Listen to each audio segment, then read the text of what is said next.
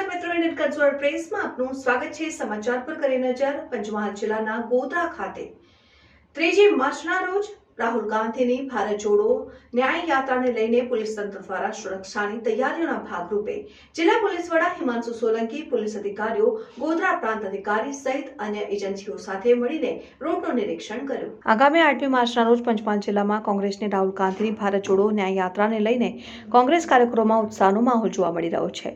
દાહોદ જિલ્લામાં યાત્રા ફર્યા બાદ પંચમહાલ જિલ્લામાં પસાર થશે।